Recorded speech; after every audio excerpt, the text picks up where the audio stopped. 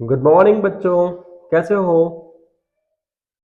आज हम एक नया वीडियो लेके आ गए आपके लिए। हम लोग स्टार्ट करने वाले हैं about the chemical properties of halo alkanes and halo arenes. तो हैलो एल्केन्स और हैलो एरीन्स की केमिकल प्रॉपर्टीज पढ़ेंगे। पहले हैलो एल्केन्स की प्रॉपर्टीज पढ़ेंगे, केमिकल प्रॉपर्टीज, एंड उसके बाद पढ़ेंगे प्रॉपर्टीज ऑफ हैलो एरीन्स। ठीक है ना। तो let's start. Most important, the chemical properties of halo alkanes. Come to the chemical properties of halo alkanes। Halo alkanes आप जानते हैं, हेलो एल्केन्स क्या होते हैं? आर एक्स जनरल रिप्रेजेंटेशन है ना, sp3 हाइब्रिडाइज्ड कार्बन के साथ में जुड़े होते हैं, वो सारे हेलो एल्केन्स हैं। ठीक है। तो अब हेलो एल्केन्स कौन कौन सी रिएक्शंस देती हैं? केमिकल प्रॉपर्टीज का मतलब वो सारी रिएक्शंस जो हेलो एल्केन्स देते हैं। ठीक है। तो पहली रिएक्शंस ये कौन से देती हैं? देखो, ये देती हैं न्यूक्लियोफिलिक सब्स्टिट्यूशन रिएक्शन। पहली रिएक्शन कौन सी है? Nucleophilic substitution reaction. दूसरी रिएक्शन कौन से देते हैं? एलिमिनेशन रिएक्शंस भी मिलती हैं यहां पे, एलिमिनेशन रिएक्शंस। ठीक है ना। और थर्ड टाइप की जो रिएक्शंस कैटेगराइज करेंगे वो है reaction with active metals, reaction with metals या रिएक्शन विद एक्टिव मेटल्स। मतलब इसमें इनकी केमिकल प्रॉपर्टीज में ये तीन तरह की रिएक्शंस आपको पढ़नी पड़ेंगी: nucleophilic substitution, elimination reactions and reactions with metals. Reactive लिख दिया है मैंने यहां पे, रिएक्शंस है, रिएक्शंस विद मेटल्स। ठीक है।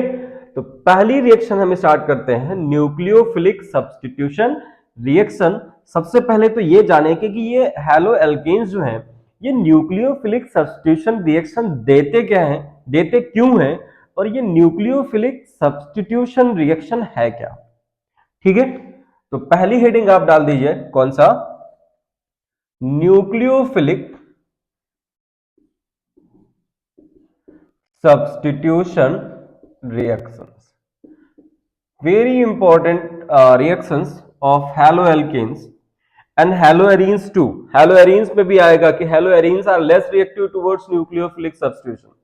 तो पहले हम बात करते हैं कि ये न्यूक्लियोफिलिक सब्स्टिट्यूशन रिएक्शंस हैं क्या। तो सब्स्टिट्यूशन तो आपने क्लास 10th में भी पढ़ा था, क्लास 11th में भी पढ़ा था।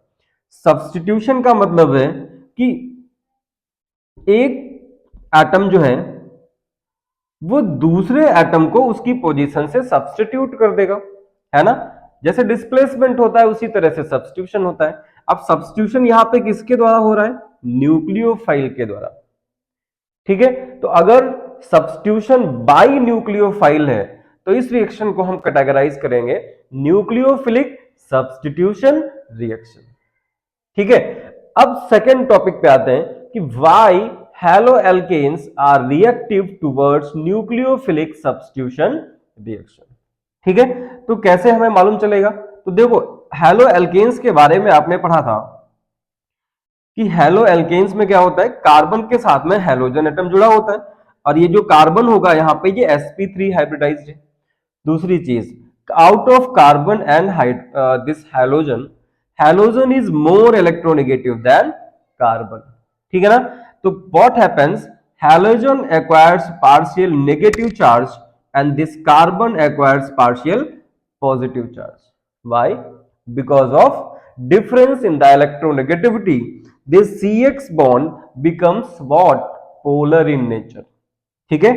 और अगर पोलर हो जाएगा तो देखो कार्बन पे क्या आ गया? Positive charge. ठीक है ना।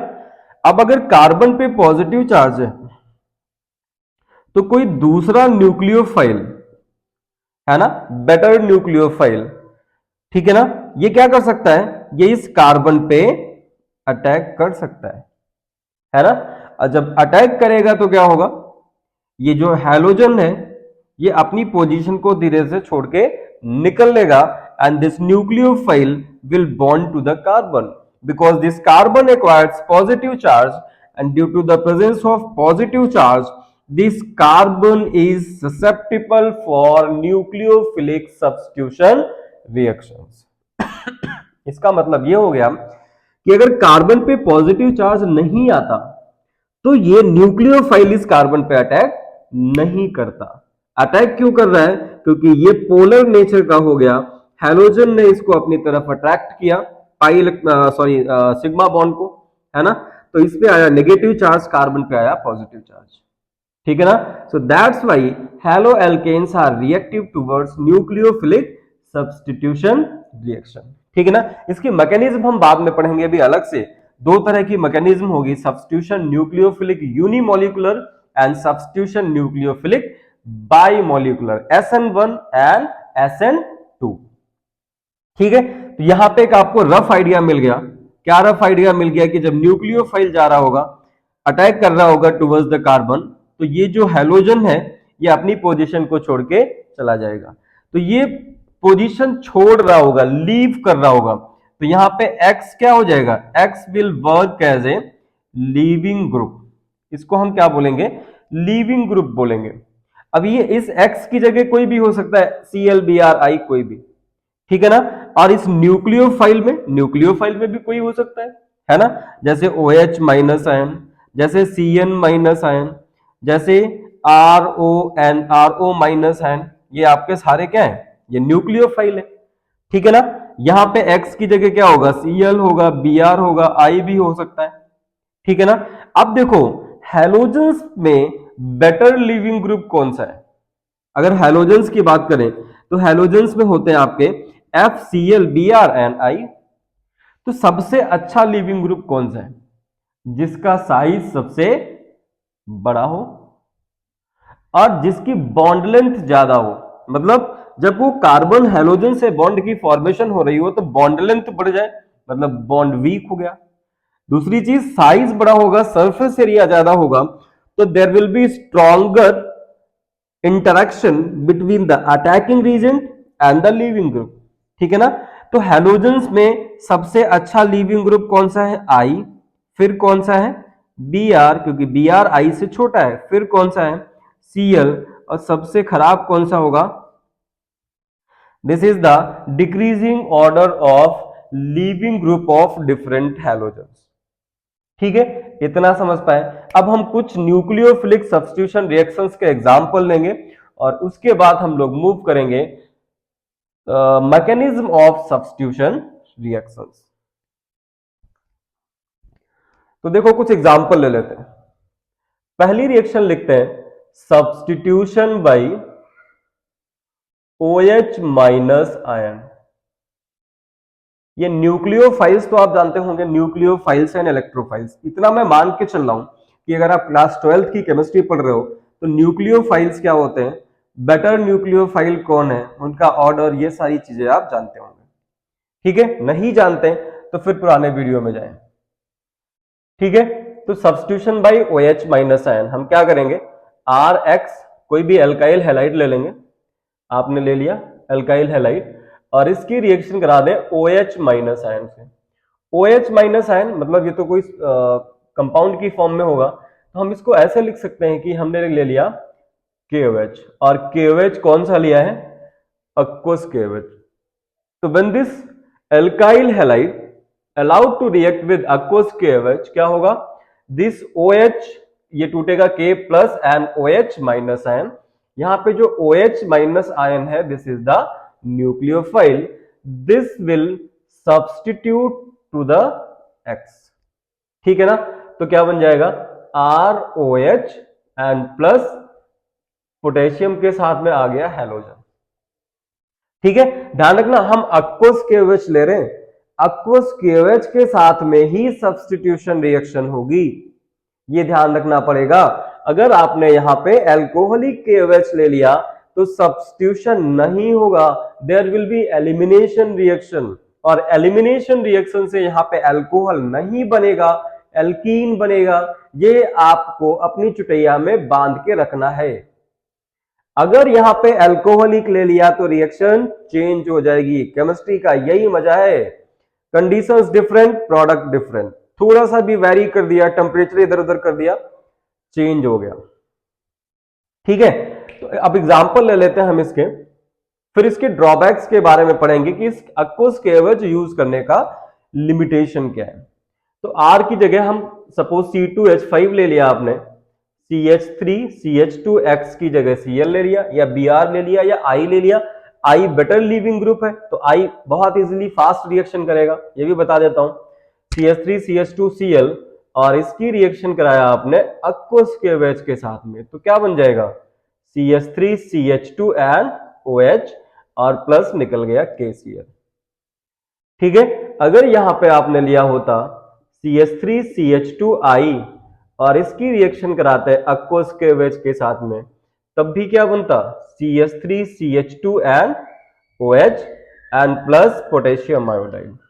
ठीक है, अब हम आपसे पूछें कि ये दो रिएक्शंस पढ़ी आपने, इसमें से मोर रिएक्टिव कौन है, इसमें से मोर रिएक्टिव कौन है, C2H5Cl रिएक्टिव है, C2H5I रिएक्टिव है, तो which one will be more reactive, C2H5I। why, because of presence of this iodine, and this iodine is better leaving group in nucleophilic substitution reactions।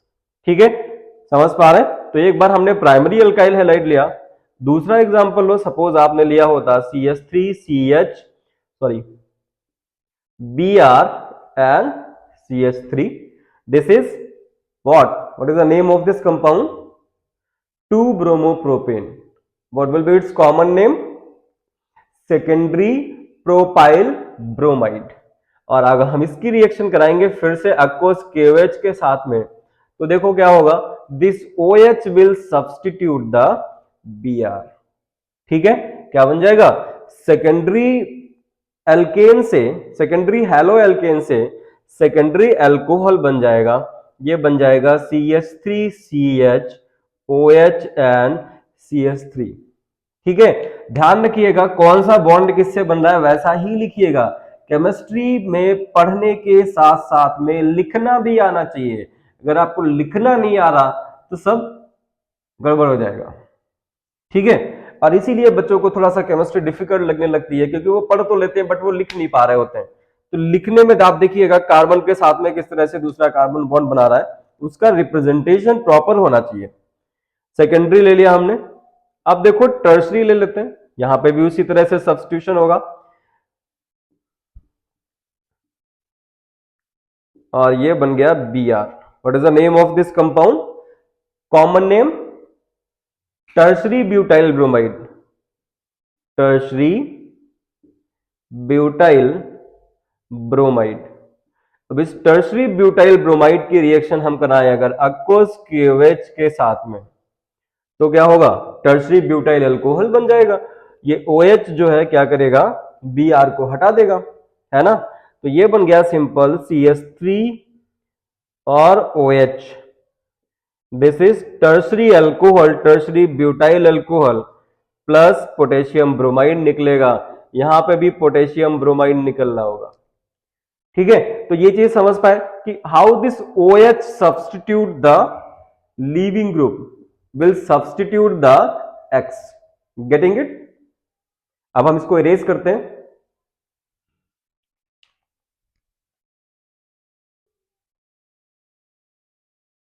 Now see, ये substitution तो हो रहा है, but इसमें aqueous KOH use करने पे इसकी एक लिमिटेशन है। लिमिटेशन क्या है कि जब भी हम aqueous KOH यूज करते हैं, लिमिटेशन थोड़ा ध्यान से सुनिएगा, जब भी हम aqueous KOH यूज करेंगे तो aqueous KOH सब्स्टिट्यूशन रिएक्शन तो देता है, बट साथ में कुछ पोर्शन में एलिमिनेशन रिएक्शन भी देता है। ठीक है ना, मतलब आप लिख सकते हो यहां पे aqueous with aqueous KOH undergo elimination reactions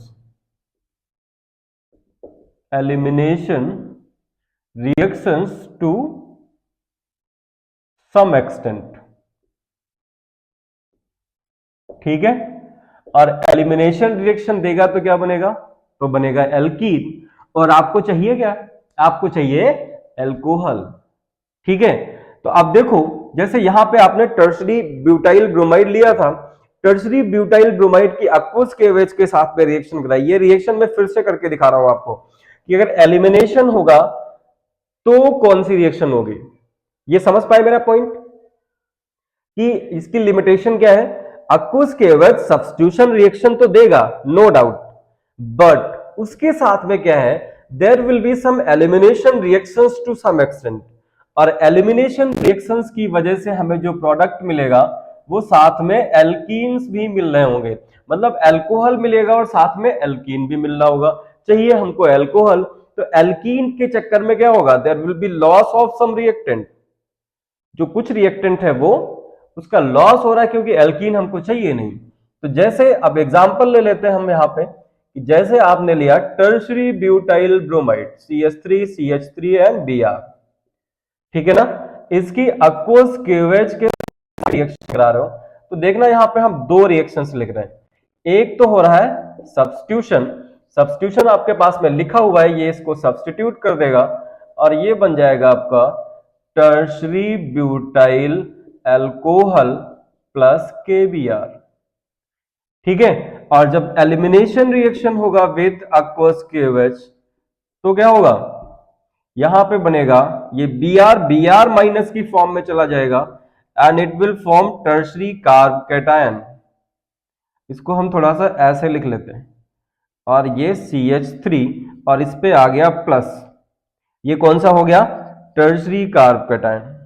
ठीक है ना, टर्शरी कार्ब कैटायन रीअरेंज नहीं, वो तो ऑलरेडी मोस्ट स्टेबल है, तो रीअरेंज करने की जरूरत नहीं। अब एलिमिनेशन होगा, क्या एलिमिनेशन होगा, H प्लस की फॉर्म में बाहर and this bond will shift between the carbon and carbon. ठीक है, तो आपका प्रोडक्ट कुछ इस तरह से बन जाएगा CH3C CH3 and double bond CH2, और ये बन गया एल्कीन। ध्यान रखिएगा यहाँ पे मेजर प्रोडक्ट तो यही है, बट कुछ क्वांटिटी में ये भी बनेगा, तो इसकी हमें जरूरत नहीं है। तो ये जो कंपाउंड इसमें कन्वर्ट हो रहा होगा वो हमारा लॉस हो रहा है, तो हम लॉस क्यों करवाएं। तो इसका मतलब using of aqueous KOH is not a suitable way to obtain alcohol without any loss. इसका मतलब हो गया कि aqueous KOH की जगह हम कोई दूसरा रीजेंट भी यूज कर सकते हैं, कोई इससे बेटर कंपाउंड हो। तो इससे बेटर कंपाउंड कौन सा होगा, हम यूज करेंगे कौन सा, AgOH silver hydroxide. Better substitute क्या है कि एल्काइल हैलाइड लीजिए और इसकी रिएक्शन कराइए किससे, सिल्वर हाइड्रोक्साइड से, AgOH। तो अब यहां पे क्या होगा, ये तो कोवलेंट कंपाउंड है, AgNO के बीच में कोवलेंट बॉन्ड है, OH will substitute the X, same उसी तरह से रिएक्शन होगी ROH एंड प्लस AgX। ठीक है, समझ पा रहे हो। अब यहां पे कोई दूसरा बाई प्रोडक्ट नहीं होगा, तो इसका मतलब हो गया कि out of AgOH and out of aqueous KOH which one is better to obtain alcohol from alkyl halide, which one, silver hydroxide. Reason फिर से ध्यान रखिएगा कि यहां पे AgOH के साथ में कोई बाई प्रोडक्ट मुझे नहीं मिलेगा, aqueous KOH के साथ में मुझे एक बाई प्रोडक्ट मिलता है जिसका हमारा कोई यूज नहीं है, एंड दैट इज एल्कीन। ठीक है ना, समझ पाए। अब दूसरी टाइप की रिएक्शन पढ़ते हैं, कौन सी, substitution by CN minus ion. Substitution reactions के हम एग्जांपल ले रहे हैं, फिर इसके बाद मैकेनिज्म पढ़ेंगे, कुछ एग्जांपल लेंगे, बाकी सारी रिएक्शंस इसी तरह से होंगी। ठीक, एल्काइल हैलाइड को अल्कोहल पे चेंज करना होगा तो आप या तो aqueous KOH यूज करेंगे या तो आप AgOH यूज करेंगे। ठीक, वो कन्वर्जन में भी यूज कर सकते हैं। इसी तरह से एल्काइल हैलाइड को अगर साइनाइड में कन्वर्ट करना है या नाइट्राइल्स में कन्वर्ट करना है या आइसोसाइनाइड में कन्वर्ट करना है तो हम सब्स्टिट्यूशन करेंगे बाई CN माइनस आयन। ठीक, ये जो CN माइनस आयन है ना, ये बड़े काम की चीज है। देखो कैसे, पहले तो हम इसके एग्जांपल ले लेते हैं। एल्काइल हैलाइड RX और RX की रिएक्शन कराइए आप, AgCN पहले नहीं लेते हैं, आयोनिक कंपाउंड लेंगे KCN। पोटेशियम साइनाइड के साथ में रिएक्शन करवाते हैं। ये आयोनिक कंपाउंड है K plus and Cn minus ion. ये जो Cn है यही यहाँ पे क्या है, दिस इज द न्यूक्लियोफाइल, यही न्यूक्लियोफाइल है, ध्यान रखिएगा।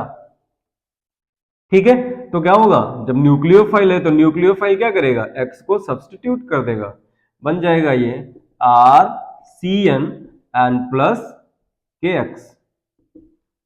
इतना तो पता है आपको, RCn प्लस KX। कुछ एग्जांपल्स लेते हैं इसके पहले।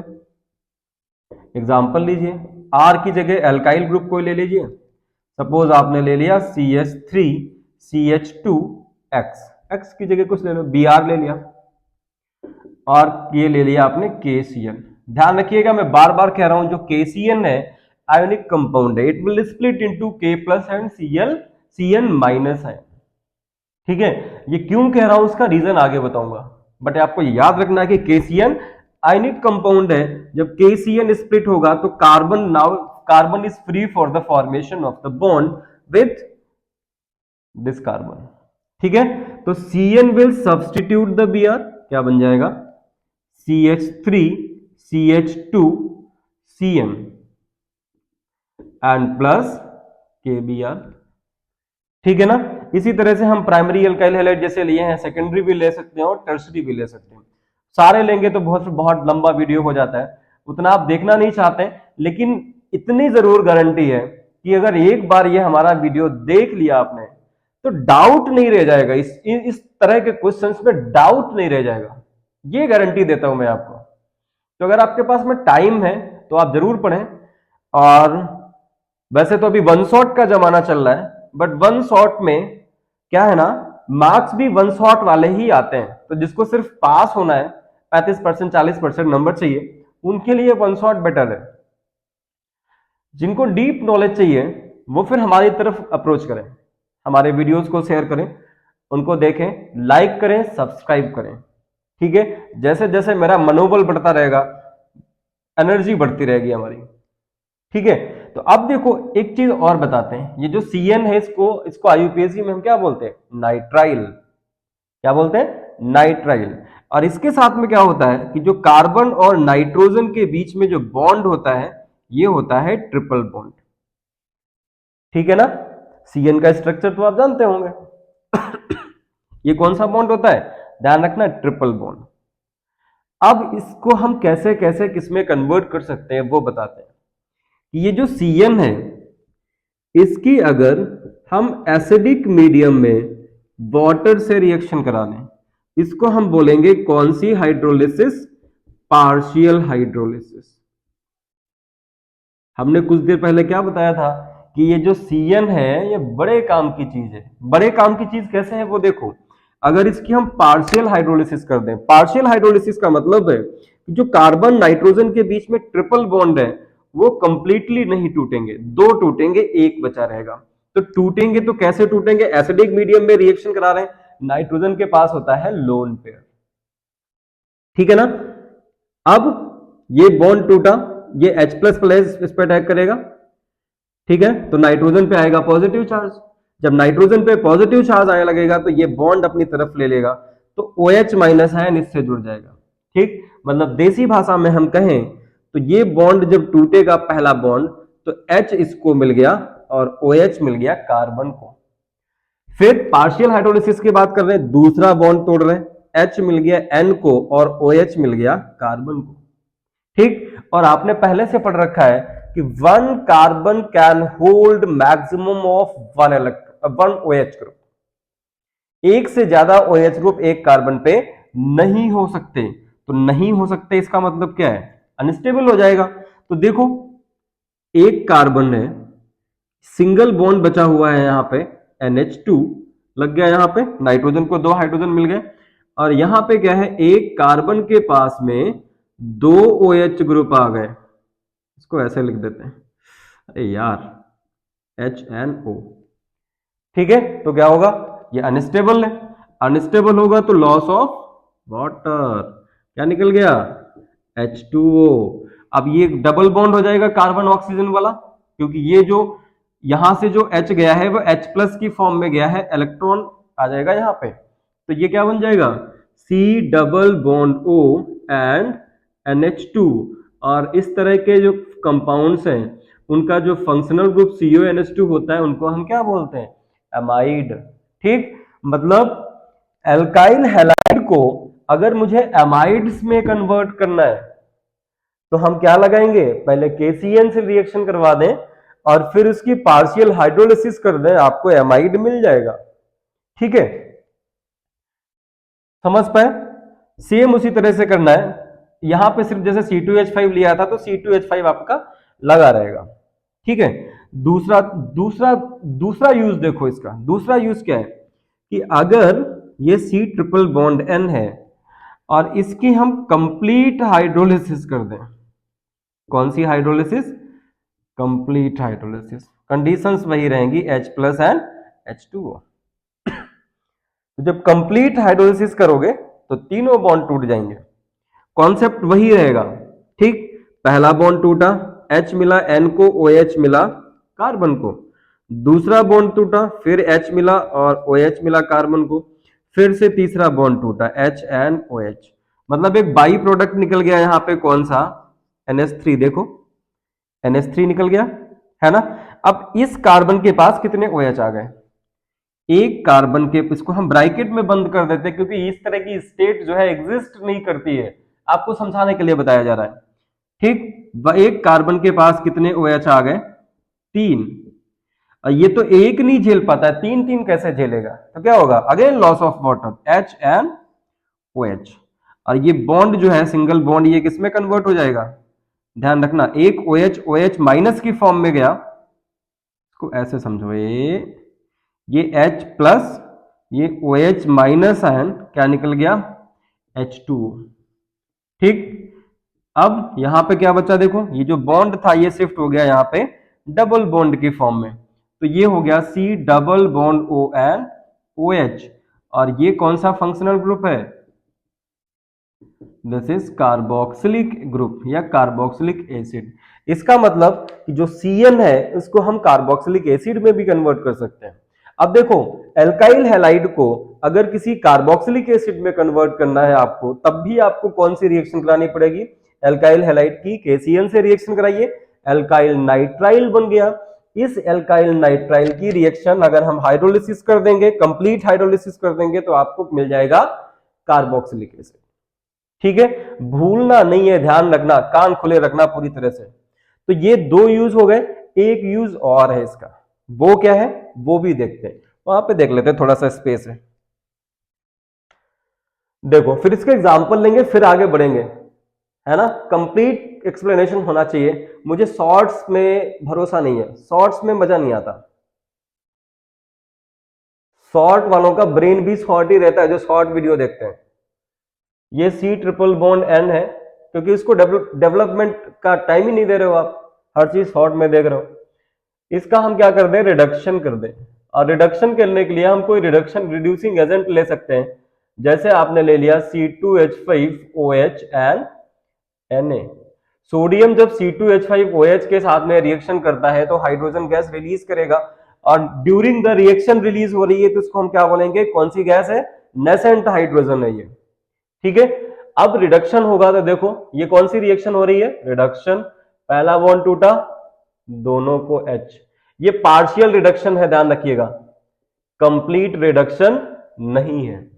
पहला बॉन्ड टूटा, दोनों को एक एक हाइड्रोजन, दूसरा बॉन्ड टूटा, फिर से दोनों को एक हाइड्रोजन, तीसरा हमें नहीं तोड़ना है, जब तोड़ेंगे वो दूसरी रिएक्शन हो जाएगी, आगे पढ़ेंगे इसको। ठीक है, तो ये किस में कन्वर्ट हो जाएगा? देखो ये कन्वर्ट हो गया आपका CH2 सिंगल बॉन्ड NH2। कोई पहचाना कंपाउंड लग रहा है? कौन सा है ये? This is amine. ठीक है, समझ पा रहे हो? तो देखो हम क्या कर सकते हैं, एल्काइल हैलाइड से हम अमाइड भी बना सकते हैं, हम कार्बोक्सिलिक एसिड भी बना सकते हैं, हम अमाइन भी बना सकते हैं। ठीक है, कैसे बना सकते हैं ये मैंने आपको बता दिया। अब इसका एग्जाम्पल लेते हैं, फिर आगे बढ़ते हैं। फिर जो है एक और कंपाउंड इसी तरह का लेंगे, वहां पे हम AgCN लेंगे तो डिफरेंट प्रोडक्ट मिलेगा आपको। इसको इरेज करते हैं पहले। अब एक एग्जांपल लेते हैं कि हम डिफरेंट कंपाउंड्स में कैसे चेंज करेंगे। ठीक है, तो जैसे हमने एग्जांपल लिया, क्वेश्चन पूछ रहा हूं आपसे, कन्वर्ट क्लोरोईथेन टू, पहली चीज तो प्रोपेनोइक एसिड, क्लोरोईथेन को हम चेंज कर रहे हैं प्रोपेनोइक एसिड में, क्लोरोईथेन को ही आपको चेंज करना है प्रोपेनामाइड में, प्रोपेनामाइड में, और इसी को आपको कन्वर्ट करना है किसमें, प्रोपेनामाइन में, तीनों में कन्वर्ट करना है। देखो पहली चीज क्या ध्यान रखना है कि यहां पे 2 कार्बन का कंपाउंड है, 2 कार्बन के कंपाउंड को आपको 3 कार्बन के कंपाउंड में चेंज करना है मतलब 1 कार्बन बढ़ाना है। तो एक चीज ध्यान रखनी है कि जहां पे 1 कार्बन बढ़ाना है आपको, वहां पे हम क्या लगा दें किसी तरह से, CN लगाने से 1 कार्बन तो पहले ही बढ़ गया, ठीक है ना। तो जहां पे भी 1 कार्बन बढ़ाना है हम ट्राई करेंगे कि वहां पे क्या करना है, किसी तरह से CN को ऐड करना है। अब कौन सी रिएक्शन हो रही है वहां पे देखेंगे। दूसरी चीज, जब दो एक को दूसरे में कन्वर्ट करना होता है तो पहली चीज हमको क्या पता होनी चाहिए, पहली चीज हमें दोनों का स्ट्रक्चर पता होना चाहिए, ठीक। तो देखो क्लोरोईथेन, इसका स्ट्रक्चर क्या होगा, CH3 CH2 एंड Cl, ये होता है क्लोरोईथेन, ठीक।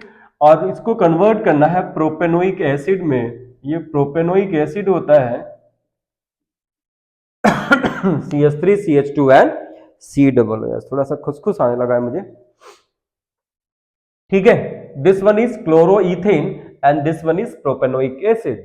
तो क्लोरोईथेन को प्रोपेनोइक एसिड में कन्वर्ट करना है तो देखो क्या करें, सबसे पहले इसकी हम रिएक्शन करा दें किससे, पोटेशियम साइनाइड से, K plus CN minus, CN किसको हटा देगा, Cl को, तो ये बन जाएगा आपका CH3 CH2 and C triple bond N, ठीक।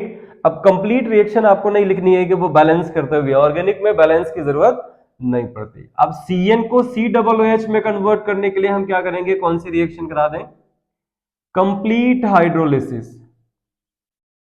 या simply hydrolysis H plus H2, ठीक है। देखो क्या हो जाएगा, अभी आपने पढ़ा था कि CN जो है COOH में कन्वर्ट हो जाएगा, तो 3 कार्बन का प्रोपेनोइक एसिड बन गया। दूसरी देखिए, क्लोरोईथेन को कन्वर्ट करना है प्रोपेनामाइड में, तो क्लोरोईथेन का फॉर्मूला आपको पता है CH3 CH2 Cl, और प्रोपेनामाइड हो जाएगा CH3 CH2 and C double bond ON NH2, ये जो CONH2 है यही आपका एमाइड है, ठीक है। तो प्रोपेनामाइड 3 कार्बन का करना है, ले जाना है कंपाउंड, क्या करें फिर से हम रिएक्शन करा दें पोटेशियम साइनाइड के साथ में, तो CN Cl को हटा देगा और ये बन जाएगा आपका CH3 CH2 C triple bond N, ठीक है। अब इसकी पार्शियल हाइड्रोलिसिस कर दो, कौन सी हाइड्रोलिसिस, पार्शियल हाइड्रोलिसिस, ठीक। Hydrolysis under controlled conditions, acid वही आप लोगे H प्लस एसिडिक मीडियम में वाटर के साथ में रिएक्शन, तो CN जो है किसमें कन्वर्ट हो जाएगा, CONH2 में। और तीसरी हमें क्या करना था कि क्लोरोईथेन को कन्वर्ट करना है प्रोपेनामाइन में, तो क्लोरोईथेन फिर से ले लिया आपने, CH3 CH2 and Cl, reaction करा दी किससे, KCN से, बन गया CH3 CH2 एंड CN। अब इसका क्या कर देना है, इसका कर देना है रिडक्शन, ठीक है ना। रिडक्शन किसकी प्रेजेंस में कराएंगे, कोई रिड्यूसिंग एजेंट ले लेंगे, बट वीक लेना है, बहुत स्ट्रॉन्ग नहीं लेना है, कम जिंक मरकरी एमलगम मत लीजिएगा, नहीं तो एल्केन में कन्वर्ट हो जाएगा। तो ये बन जाएगा CH3 CH2 CH2 and NH2, this is propanamine, ठीक है। तो ये समझ में आया आपको पहली चीज, अगर ये समझ में आया थम्स अप कर दीजिए फटाफट, कमेंट बॉक्स में मुझे कमेंट दिखने चाहिए अगर आपको ये सारी चीजें समझ में आ रही हैं बहुत अच्छे से। तो अब देखो, अगर हम KCN की जगह AgCN ले लें तो क्या होगा, जैसे KOH की जगह AgOH लिया था तो बेटर ऑप्शन मिल गया था मुझे, एल्काइल हैलाइड प्लस KCN, तो आपको मिलता है RCN प्लस KX। मतलब एल्काइल हैलाइड की जब KCN के साथ में रिएक्शन कराते हो तो ये जो कंपाउंड मिलता है ये क्या है आपका एल्काइल नाइट्राइल। ठीक, इसी एल्काइल हैलाइड की जब हम रिएक्शन करा दें किससे, AgCN के साथ में, तो ये हमें कंपाउंड नहीं मिलता है, हमें मिलता है RNC प्लस AgX। और ये जो RNC है दिस इज एल्काइल आइसोसाइनाइड या आइसोनाइट्राइल। ठीक है, समझ पा रहे हो। रीजन क्या है इसका, ये क्वेश्चन आपसे पूछ लिया जाता है कि with KCN alkyl cyanide is the major product या alkyl nitrile is the major product, but with AgCN isocyanide formation takes place. What is the reason, will tell. तो रीजन देखो, हमने कई बार इसको बोला था कि KCN कौन सा है, आयोनिक कंपाउंड है, ये टूट जाएगा K plus plus CN minus में। ठीक है ना। Now carbon is free for the formation of bond with the carbon of the alkyl group, तो क्या बनेगा RCN। बट यहां पे क्या है, RX की जब AgCN के साथ में रिएक्शन कराते हो तो Ag और C जो बॉन्ड है ये कौन सा बॉन्ड है, कोवेलेंट बॉन्ड है। कोवेलेंट बॉन्ड होने की वजह से ये बॉन्ड टूटता नहीं है ना। आयोनिक पता है स्प्लिट हो गया तुरंत फटाफट, बट ये कोवेलेंट है, कोवेलेंट तो स्प्लिट नहीं होगा। स्प्लिट नहीं होगा तो मतलब क्या हो गया कि कार्बन जो है बॉन्ड की फॉर्मेशन के लिए फ्री नहीं है। तो बॉन्ड कौन बनाएगा तब तक के लिए, नाइट्रोजन। ठीक है ना। तो जब नाइट्रोजन बॉन्ड बनाएगा तो ये बन जाएगा कैसे, सॉरी इसको इस तरह से लिख लेते हैं Ag और ये हो गया CN। ये CN तो न्यूक्लियोफाइल है, ये अटैक कर रहा होगा किस पे, कार्बन पे। कौन से कार्बन पे, यहां पे R लिया है मैंने तो R ही ले लेते हैं, R और फिर X। ठीक, ये जब अटैक कर रहा होगा इस तरफ तो ये जब न्यू बॉन्ड की फॉर्मेशन होगी तो ड्यू टू रिपल्सिव फोर्स ये बाहर जाएगा और ये अलग Ag प्लस की फॉर्म में बाहर जाएगा। तो ये बन जाएगा आपका, क्या बन गया देखो, RNC की फॉर्मेशन हो गई, नाइट्रोजन के साथ में बॉन्ड बन गया। तो जब नाइट्रोजन के साथ में बॉन्ड कैसे बना, क्योंकि नाइट्रोजन का लोन पेयर है, लोन पेयर बॉन्ड बनाया होगा तो नाइट्रोजन पे आएगा पॉजिटिव चार्ज, तो नाइट्रोजन पे पॉजिटिव चार्ज आया तो वो इधर के इलेक्ट्रॉन खींचेगा, तो जो AgC बॉन्ड है उसका Ag प्लस के फॉर्म में बाहर और ये इलेक्ट्रॉन अपनी तरफ ले लेगा। ठीक है, तो RNC बनेगा और प्लस बनेगा AgX। That's why with AgCN formation of alkyl isonitrile या एल्काइल आइसोसाइनाइड टेक्स प्लेस। ठीक है, रीजन फिर से देखो, ये आयोनिक कंपाउंड है, carbon is free for the formation of the bond, that's why alkyl nitrile is the major product, but with AgCN AgC is covalent bond, so carbon is not free for the formation of the bond, so that's why nitrogen is forming bond with the carbon of this alkyl group। यहां पे कोई alkyl group होगा CH3 या CH2 इस तरह से, तो इस कार्बन के साथ में बॉन्ड कौन बना रहा है, नाइट्रोजन बना रहा है। ठीक है, तो जिसकी वजह से आपको मिल रहा है alkyl isonitrile cyanide as the major product. ठीक है, now we are moving to third type of substitution, मतलब third example of the substitution reaction. इस तरह के बहुत सारे एग्जांपल है। अब हम थोड़ा सा इसको शॉर्ट में करते हैं, शॉर्ट में मतलब ब्रॉडली आपने पढ़ लिया है ना, सारी सब्स्टिट्यूशन रिएक्शंस इसी तरह से होती रहेंगी। तो हम एल्काइल साइनाइड लेते हैं, सॉरी एल्काइल हैलाइड लेते हैं और उसका डिफरेंट सब्स्टिट्यूशन द्वारा, डिफरेंट न्यूक्लियोफाइल्स के द्वारा सब्स्टिट्यूशन करवा देते हैं। अब देखो हम सिंपली एग्जांपल लेना स्टार्ट करते हैं। आपने एल्काइल हैलाइड लिया, एल्काइल हैलाइड की अगर हम रिएक्शन करा दें, ये न्यूक्लियोफाइल सारे हम एक साथ में ले रहे हैं, अगर इसकी हम रिएक्शन करा देते हैं RO माइनस Na प्लस, तो RONA को इसको हम क्या बोलते हैं, इसको हम बोलते हैं सोडियम एल्कोक्साइड। ठीक है, और ये रिएक्शन कौन सी है कौन बताएगा, RONA plus RX when alkyl halide is allowed to react with sodium alkoxide क्या हो जाएगा, RO minus is the nucleophile, तो ये बन जाएगा ROR एन प्लस NaX, और ROR क्या है, ईथर। रिएक्शन कौन सी हो गई, विलियमसन ईथर सिंथेसिस।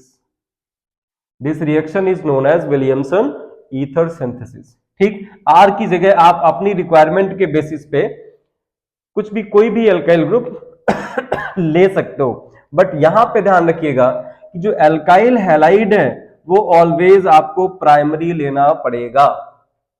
ठीक है, प्राइमरी क्यों लेना पड़ेगा, क्योंकि ये जो एल्काइल हैलाइड है, दे आर, ये रिएक्शन जो है विलियमसन ईथर सिंथेसिस, ये होती है SN2 से, और SN2 में primary alkyl halide more reactive होता है।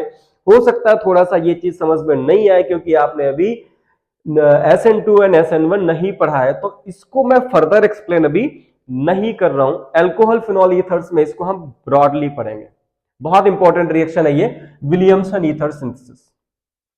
ठीक है, तो एल्काइल हैलाइड ऑलवेज प्राइमरी रखना है, ये आपको ध्यान रखना है। क्यों, क्योंकि रिएक्शन SN2 मैकेनिज्म के थ्रू होती है, और ये रिएक्शन है विलियमसन, मैं लिख दे रहा हूं यहां पे, विलियमसन, बहुत इंपॉर्टेंट रिएक्शन है, विलियमसन ईथर सिंथेसिस। ठीक, इस एल्काइल हैलाइड की अगर हम अमोनिया के साथ में रिएक्शन करा दें तो अमोनोलिसिस हो जाएगी, HX निकल जाएगा माइनस HX और बन जाएगा RNH2, ये हो जाएगा आपका प्राइमरी अमाइन। इसकी फर्दर रिएक्शन करा दें एल्काइल हैलाइड के साथ में तो secondary amine, tertiary amine, quaternary amine तक बनेगा।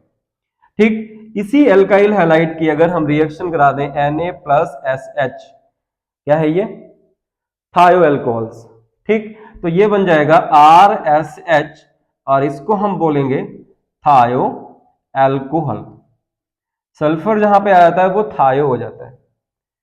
ठीक है, समझ पा रहे हो? तो ये सारी जो है इस तरह की जो रिएक्शंस है उनको हम बोलते हैं न्यूक्लियोफिलिक सब्स्टिट्यूशन रिएक्शन। ध्यान रखिएगा यहां पे NH2 न्यूक्लियोफाइल होगा, इसको हम ऐसे लिख सकते हैं NH2NH, ये H प्लस की फॉर्म में बाहर गया, H प्लस और X मिलके HX मिल गया, NH2 माइनस बनेगा, तो ये हो जाएगा आपका न्यूक्लियोफाइल। यहाँ पे RO माइनस न्यूक्लियोफाइल था, यहाँ पे SH न्यूक्लियोफाइल है। तो इस तरह के बहुत सारे एग्जांपल्स हम लोगों ने लिए न्यूक्लियोफिलिक सब्स्टिट्यूशन रिएक्शंस के। ठीक, अब न्यूक्लियोफिलिक सब्स्टिट्यूशन रिएक्शंस को अगर हम फर्दर डिवाइड करेंगे तो दो टाइप की रिएक्शंस मिलेंगे यहाँ पे, SN1 एंड SN2। बहुत इंपॉर्टेंट मैकेनिज्म है, बहुत पूछी जाती है, और नहीं पूछी जाती है तो उसकी एप्लीकेशंस पूछे जाते हैं। ठीक है, तो ये वो चीजों को हम नेक्स्ट वीडियो में शूट करने वाले हैं, क्योंकि ये वीडियो बहुत लंबा जा रहा है और ज्यादा लंबा वीडियो ठीक नहीं है। एक्सप्लेनेशन प्रॉपर है, बहुत अच्छा एक्सप्लेनेशन है, पढ़ोगे तो मजा आएगा, नॉलेज बहुत अच्छी हो जाएगी आपकी। ठीक है, तो इसलिए क्या करना है, आपको सब्सक्राइब करना है वीडियो को, शेयर करना है वीडियो को, लाइक करना है, कमेंट भी करना है, और बेल आइकन को दबा दीजिएगा ताकि जैसे ही कोई नया वीडियो पड़ता है आपके पास में नोटिफिकेशन पहुंचता रहे। धन्यवाद।